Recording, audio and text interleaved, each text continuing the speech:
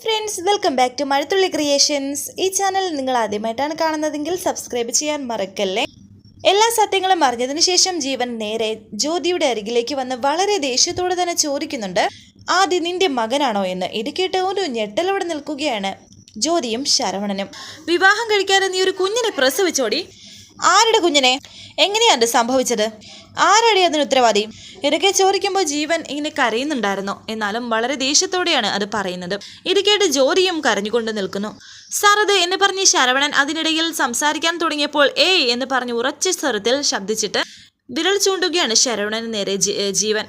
ഒരു വാക്കുപോലും നീ മിണ്ടി പോവരുത്. പറയേണ്ടത് ഇവള് പറയും. പറ. ജ്യോതി പറയുന്നു, ഞാൻ പറയാം. ആദ്യം പ്രസവിച്ചത് ഞാനാണ്.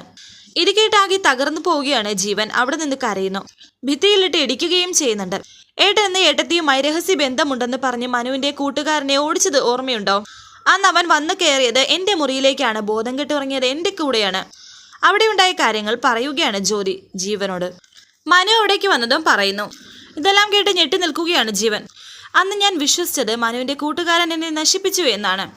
അതുകൊണ്ടാണ് ഞാൻ പ്രസവിച്ച ആദ്യയോട് പോലും ഞാൻ വെറുപ്പായി പെരുമാറിയത്. അതുകൊണ്ടാണ് നിത്യേച്ചി അവന്റെ അമ്മയായത്. നിങ്ങൾക്ക് മാത്രമല്ല, ഇവിടെ ആർക്കും അറിയില്ലാതെ ജ്യോതിയമ്മയുടെ കുട്ടിയാണെന്ന് ശരവണനും പറയുന്നു. ജീവൻ പറയുന്നു, ഈ നാട്ടുകാർക്ക് അറിയില്ല, അതുകൊണ്ട് ജീവനും അറിയേണ്ട കാര്യമില്ല അല്ലേ? എന്റെ അനിയത്തി ഇങ്ങനെ ആയ വിവരം വേറെ ഒരാൾ പറഞ്ഞത് ഞാൻ അറിയണം അല്ലേ? അവളെ പ്രസവിച്ച കാര്യം മറ്റൊരാളുടെ നാവിന് ഞാൻ അറിയണം അല്ലേ? അതിനേക്കാൾ മാനക്കേടുണ്ടോ എനിക്കിങ്ങനെ? ജീവൻ പറയുന്നു. അമ്മ പറഞ്ഞ ഓരോ കാര്യങ്ങളുമാണ് ഇപ്പോൾ ആലോചിക്കുന്നത്. എപ്പോഴും പറയുന്നത് ആദി നിത്യയുടെ കുട്ടിയാണെന്നാണ്. ആദ്യം നിത്യയും ഒരുമിച്ചുള്ള ഒരു ഫോട്ടോയും പിന്നെ അവിടെ വെച്ചിരിക്കുന്ന എല്ലാ ഫോട്ടോസുകളും എടുത്ത് വലിച്ചെറിയുകയാണ് ജീവൻ.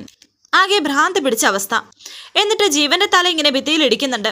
ഏട്ടാ വേണ്ട ഏട്ടാ എന്ന് പറഞ്ഞ് കാല് പിടിച്ച് കരയുകയാണ് ജ്യോതി. ജീവനും കരയുന്നു, ജ്യോതിയും കരയുന്നുണ്ട്.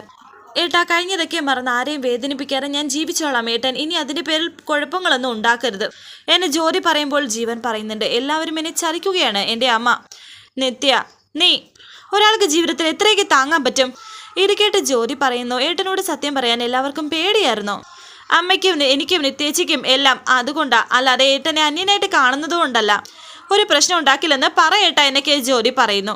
എല്ലാരും പോ, ഇല്ലെങ്കിൽ എന്താ ചെയ്യാന്ന് എനിക്ക് പോലും പറയാൻ പറ്റില്ല, പോ എന്ന് പറഞ്ഞ് ജീവൻ അല്പം മാറി നിൽക്കുന്നുണ്ട്. ജീവൻ മുറിയിലേക്ക് വന്ന് കഥ കടച്ചു. എന്നിട്ട് ജീവൻ ചെയ്ത ഓരോ ക്രൂരതകളും ഇങ്ങനെ ആലോചിക്കുന്നുണ്ട്.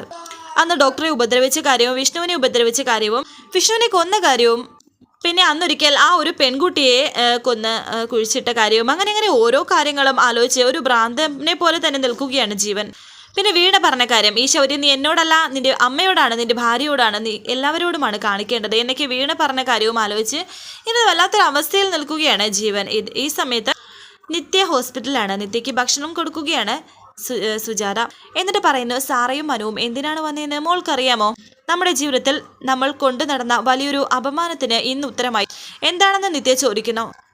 ജോലിക്ക് സംഭവിച്ച ആ വലിയ ചതിയെക്കുറിച്ച് നമ്മൾ ചിന്തിച്ചത് തെറ്റാണ്. ആദിയുടെ അച്ഛൻ മനു ആണെന്ന് സുജാത പറയുന്നു. ഇത് കേട്ട് നിത്യ ഞെട്ടിയിരിക്കുന്നുണ്ട്. മനു നമ്മളെ തിരിഞ്ഞു നടക്കുമായിരുന്നു, അത് ഒന്ന് തുറന്നു പറയാനായിട്ട്. പക്ഷെ നമ്മൾ ആർക്കും പിടി കൊടുത്തില്ലല്ലോ. അല്ലെങ്കിൽ എത്രയോ മുന്നേ ജോലിയെ അവൻ സ്വീകരിച്ചേനെ. ഇപ്പൊ എന്താ അവൻ പറയുന്നത് എന്ന് നിത്യ ചോദിക്കുന്നു. അവൻ നല്ലവനാണ്, അവളെ വേണ്ടെന്ന് പറഞ്ഞില്ല. തൽക്കാലം ഇത് മറ്റാരും അറിയരുത്, പ്രത്യേകിച്ച് ജീവൻ. ജീവൻ അറിഞ്ഞാൽ അവൻ പഴയതുപോലെയാകും. അവനൊരു പക്ഷേ ജോലി എന്നൊക്കെ സുജാത. അമ്മ എന്തൊക്കെയാ പറയുന്നത്? ജീവൻ അങ്ങനെ ചെയ്യില്ല. ഇവിടെ ഈ ഹോസ്പിറ്റലിൽ അബോധാവസ്ഥയിൽ കിടക്കുമ്പോൾ ജീവനിലെ യാഥാർത്ഥ്യം ഞാൻ കണ്ടതാണ്. ഇനി അമ്മ എത്ര പറഞ്ഞാലും ഞാൻ വിശ്വസിക്കില്ല. ജീവൻ മാറിയമ്മേ, നന്നായിട്ട് മാറി എന്നൊക്കെ നിത്യ പറയുന്നു.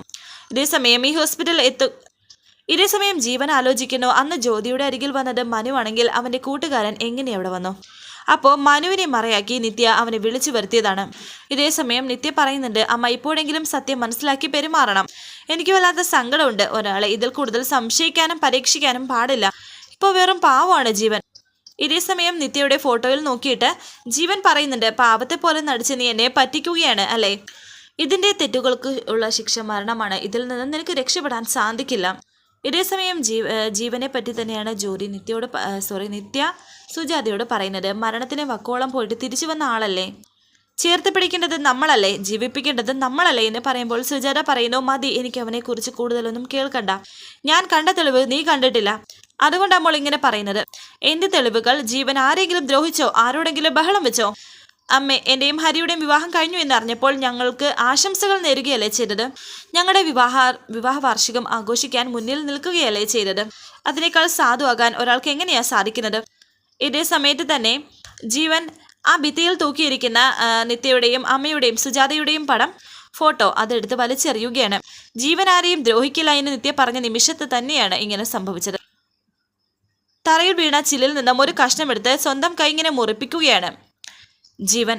നിത്യ വീണ്ടും പറയുന്നു, അമ്മ എന്ത് തന്നെ ധരിച്ചാലും എനിക്ക് ജീവനെ വിശ്വാസമാണ്. ഇതൊക്കെ കേട്ട് സുജാത ദേഷ്യത്തോടെ ഇരിക്കുന്നുണ്ട്.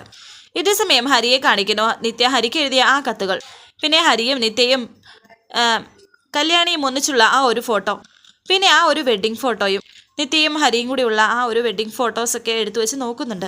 നിരാശയോടെ അതെടുത്ത് മടക്കി വെക്കുകയാണ് ഹരി. അമ്മാവൻ വിഷമത്തോടെ അത് കാണുന്നു. ഇതെല്ലാം ഒരു ബാഗിലാക്കി ഷെൽഫിൽ വെക്കുകയാണ് ഹരി. നീ എന്തൊക്കെയായി കാണിക്കുന്നത്? ഇതൊക്കെ നീ എങ്ങോട്ടാ മാറ്റി വെക്കുന്നത് എന്ന് അമ്മാവൻ ചോദിക്കുമ്പോൾ ഹരി ഒന്നും പറയാതെ പോവുകയാണ്. നിന്നോട് ചോദിച്ചത് കേട്ടില്ലേ? ഓരോന്നും മനസ്സിലോട്ട് എടുത്തു വെക്കുക, എന്നിട്ട് ഇതെല്ലാം എവിടേക്കോ എടുത്തു വെച്ച് എന്നൊക്കെയാ അമ്മാവൻ പറയുമ്പോൾ ദേഷ്യത്തോടെ ഹരി പറയുന്നു, അതിന് അമ്മാവൻ എന്താ? എനിക്കങ്ങനെ പല തീരുമാനങ്ങളും ഉണ്ടാവും. ഇത് എൻ്റെ ജീവിതമാണ്, ഇതിലാരും ഇടപെടണ്ട. എടാ മോനെ, നിന്റെ ജീവിതത്തിൽ ഞാനല്ലെങ്കിൽ പിന്നെ വേറെ ആരും ഇടപെടാനാ? വേണ്ടെന്ന് പറഞ്ഞല്ലേ? തൊണ്ടയിൽ മുള്ളു കുരുങ്ങിയിട്ടുണ്ടെങ്കിൽ അത് വിഴുങ്ങാൻ എനിക്കറിയാം. അത് ആരുടെയും സഹായം എനിക്ക് ആവശ്യമില്ല. ഒന്ന് പോകുന്നുണ്ടോ? ഉപദേശം കേൾക്കുന്നത് എനിക്കിപ്പോൾ അറപ്പാണ്. കേട്ട് കേട്ട് ഞാൻ മടുത്തു.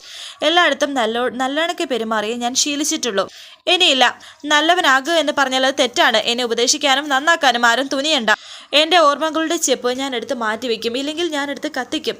ഓർമ്മകളെ മാത്രമല്ല, ചിലപ്പോൾ ഞാൻ എന്നെ തന്നെ കത്തിച്ചു എന്നിരിക്കും. അതുകൂടി നിങ്ങൾക്ക് കാണണോ എന്നും ഹരി ദേഷ്യത്തോടെ പറയുന്നു. വേണ്ടടാ മോനെ എന്ന് വിഷമത്തോടെ അമ്മാവൻ പറയുന്നു. ആദ്യമായിട്ടാണ് ഇത്ര ഉച്ചത്തിൽ എൻ്റെ മോനോട് സംസാരിക്കുന്നത്. മോനെ, ഞാൻ നിന്നെ ഉപദേശിച്ചിട്ടുണ്ട്, പക്ഷേ നിന്റെ ജീവിതത്തിൽ ഞാൻ നിന്നെ ചതിച്ചിട്ടുമുണ്ട്. അത് ഓർക്കാത്ത ഒരു ദിവസം പോലും ഇല്ല. പക്ഷേ നീ ഇത് എന്നൊക്കെ അമ്മാവൻ സങ്കടത്തോടെ പറയുന്നു. നീ ഉള്ളിൻ്റെ ഉള്ളിൽ കരയുന്നത് നോക്കി നിൽക്കാൻ എന്നെ കൊണ്ട് സാധിക്കില്ല എന്നും അദ്ദേഹം സങ്കടത്തോടെ പറയുന്നുണ്ട്. വരാനിരിക്കുന്ന പുതുപുത്തൻ എപ്പിസോഡുമായി വീണ്ടും കാണാം. Thank you for watching. Please subscribe, like, share my channel.